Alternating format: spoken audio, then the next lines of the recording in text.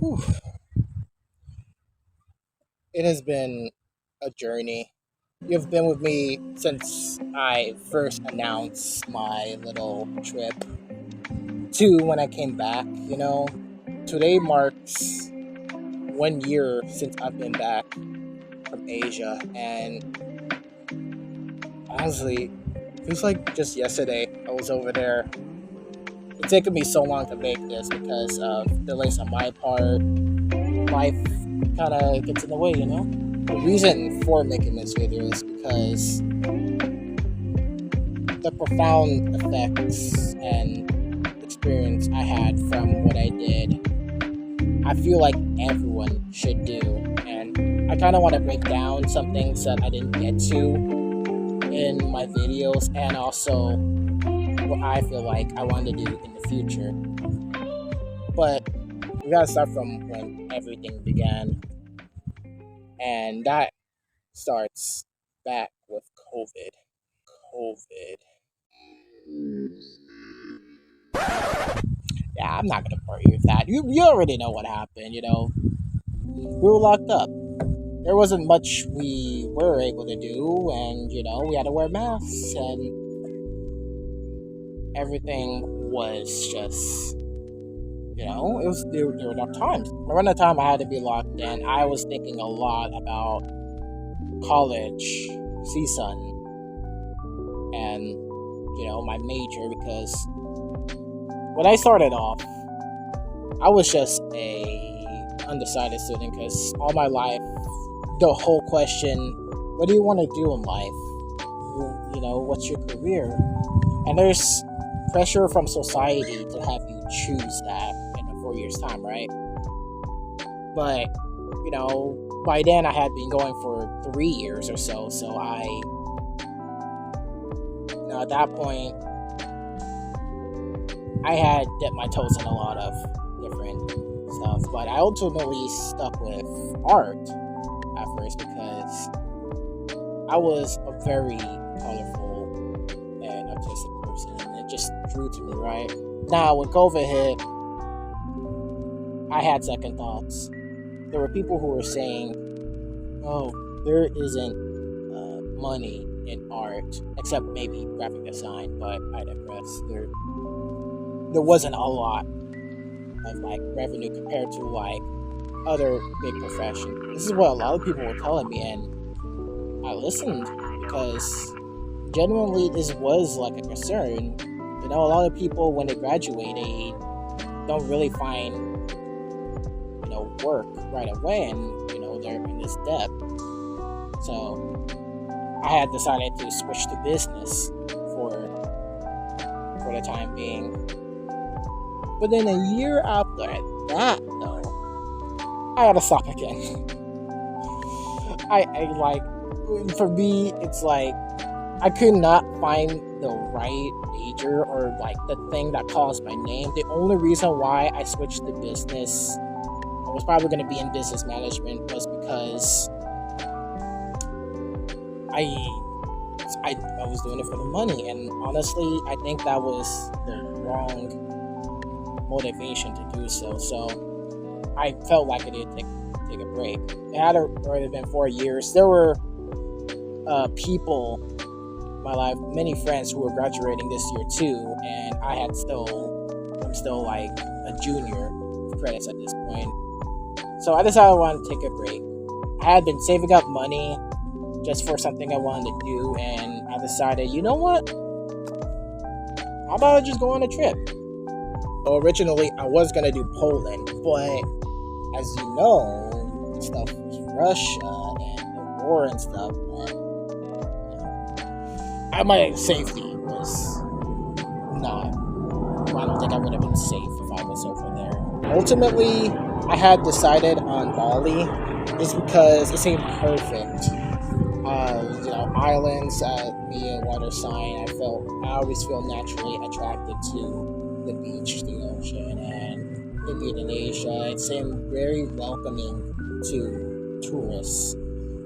Well, no hesitation, I signed up to get my passport, and then a month later, I got it. Immediately afterwards, I booked that ticket. And let me tell you, I think that was the best decision I've ever made.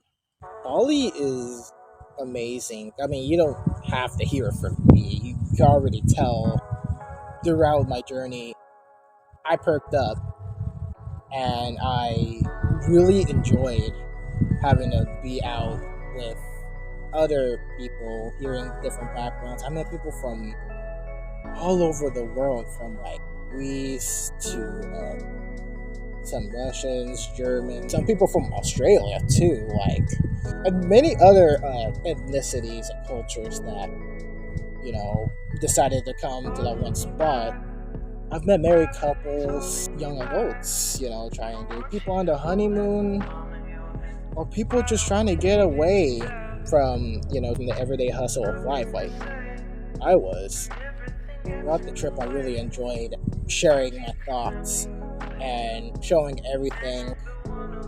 But as I got along with the trip, I began to rely on showcasing my journey on Insta a bit less.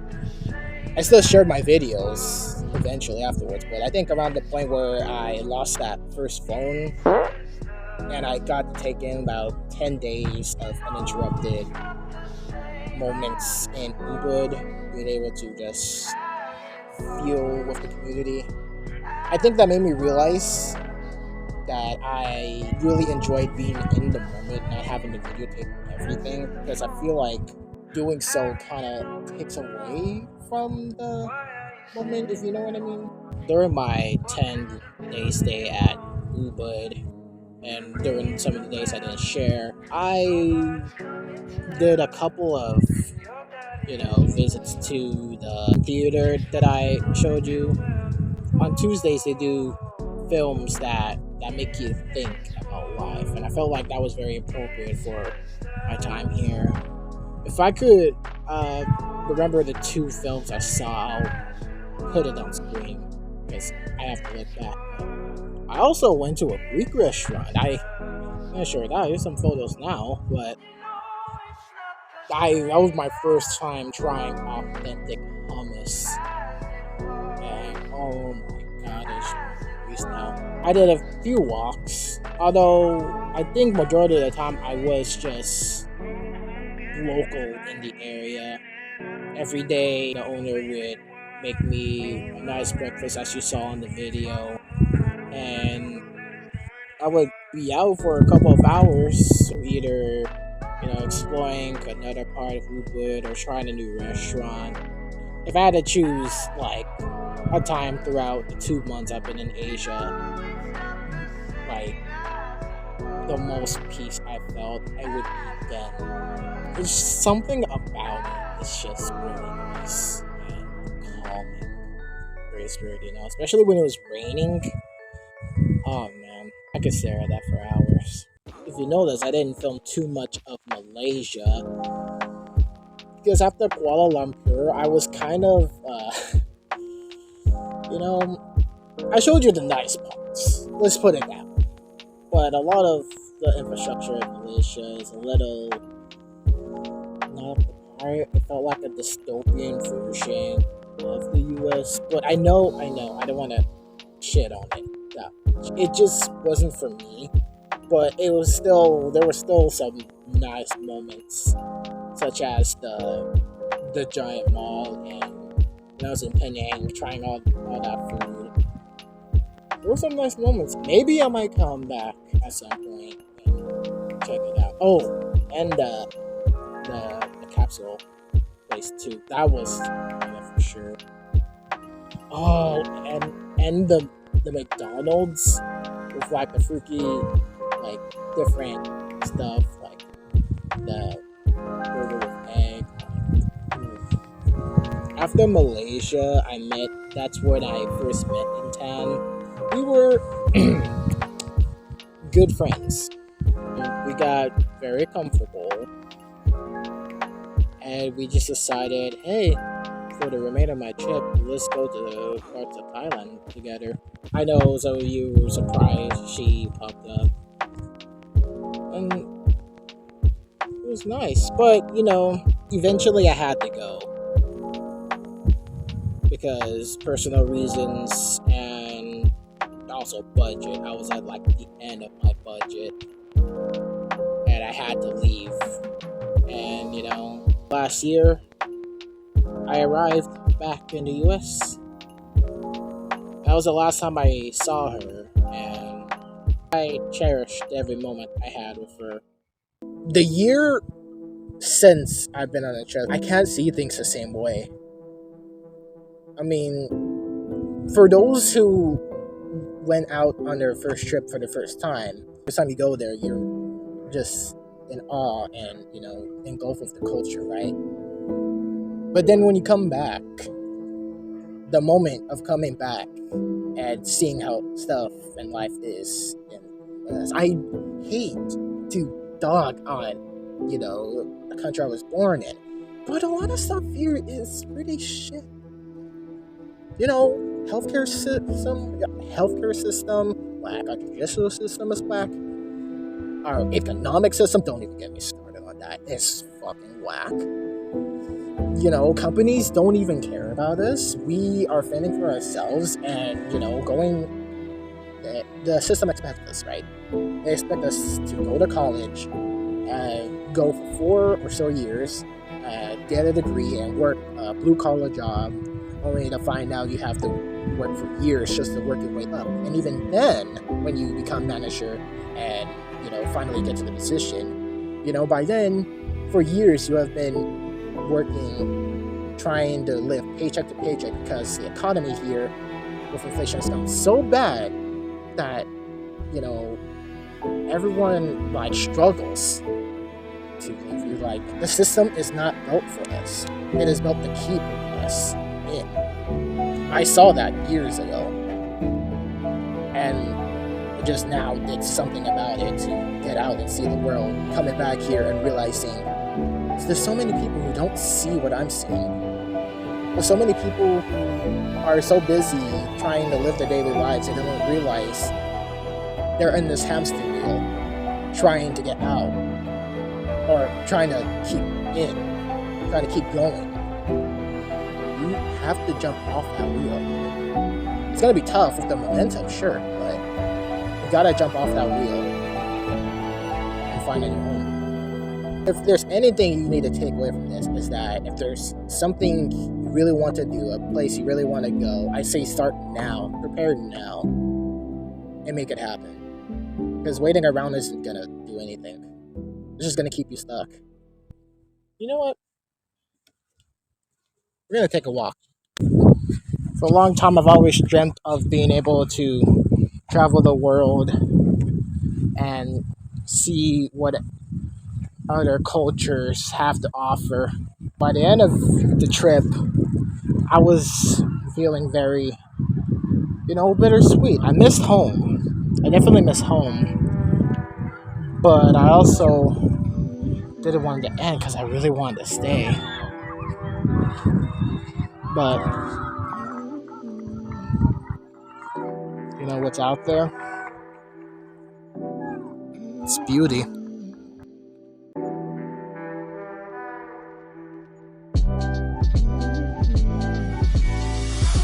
Next year,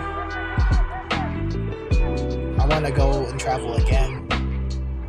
But this time, definitely. I want to see everything. I want to go to different countries. I want to experience the culture, try their food, connect with other people. That's what I want to do. I haven't found my calling or my career yet, but I know what I do want is to hop off this hamster wheel and just go somewhere. See the world. And I've been quiet about this because I wanted to soak in the year of just being back in the US and talking with friends and stuff to feel the difference between both. And I definitely can say I miss it a lot.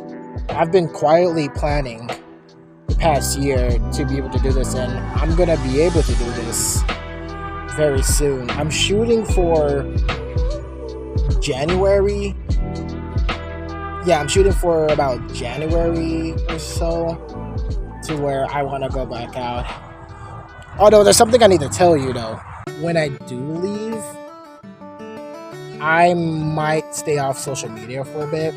So like I might stop with the memes, including AO Wednesdays, because I know you guys enjoyed it. I enjoyed posting it too, but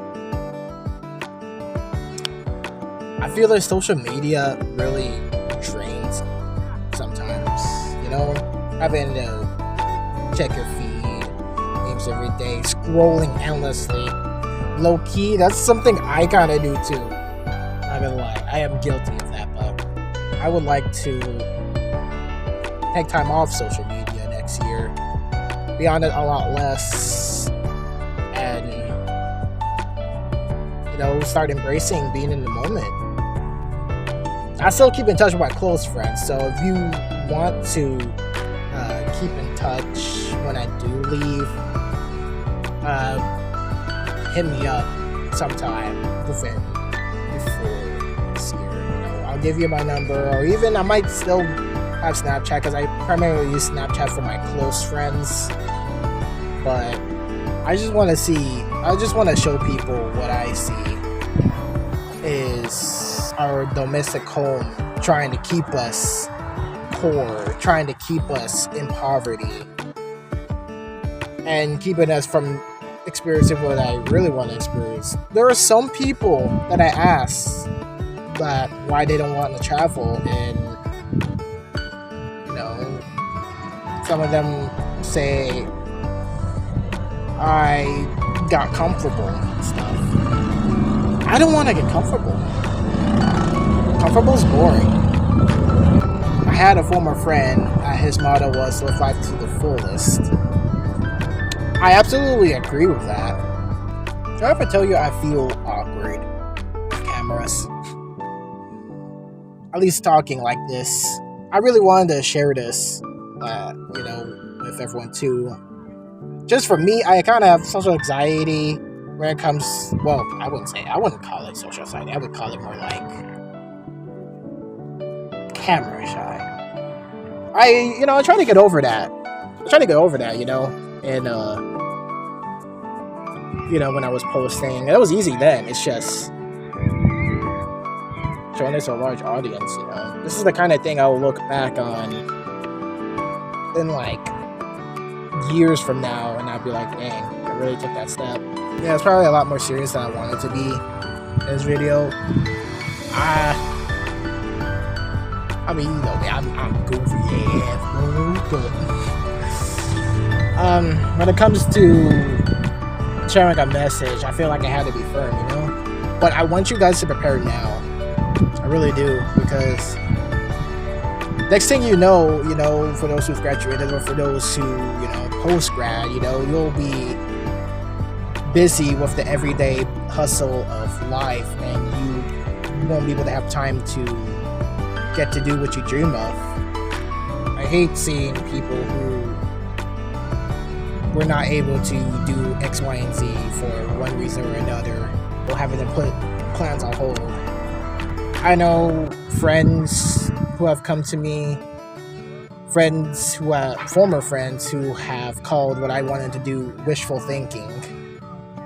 Others who don't see the vision I see, the bigger picture, because this has been something I've been planning for years. Several years, in fact.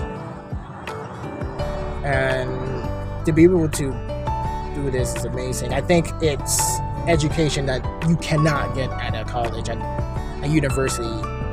One-on-one, being in other countries, seeing everything. I think that is invaluable experience that everyone should experience at least once in their life. I want to take the next 3 or 4 months to catch up with friends I haven't talked to in a while, and hang out with them, share my time before I go out, because I might be in and out of the US, but I also might just do what I did last time and be out for a few months. I haven't decided yet. I haven't thought that far, including which country I wanted to go to next. I've been getting a lot of stuff for Japan, though. That sounds fun. I hope you take care of yourself. It has been a ride being able to share this and to finally be able to book in this trip, this experience, and it's been an honor being able to share everything and be as candid as possible. This is probably the most candid you're ever gonna see me, the most I'm ever gonna film myself. I'm not being a YouTuber. Let me start that right now. I am not a YouTuber. No, I am not a YouTuber. I'm not going to be a YouTuber, but I mean, I am most likely going to post this on YouTube because it's going to be a very lengthy video. And, you know, I hope this motivates people to, yeah, like those people. That's a stadium, hold up. Oh, football, way over there. Even if I motivate a few of you, I feel like the purpose of my video would be complete. Thank you, everyone who has seen my videos, who have done everything. If you wanna see them again, they're still on my page. From start to finish. I really enjoyed rewatching and reliving everything, and there's still a good, even the stuff I did show here, there's still things I was not able to show you before. Maybe I might have a drive, I don't know, miscellaneous, but whatever.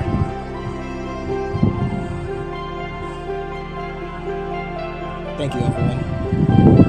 Take care, and I'll see you on the flip side.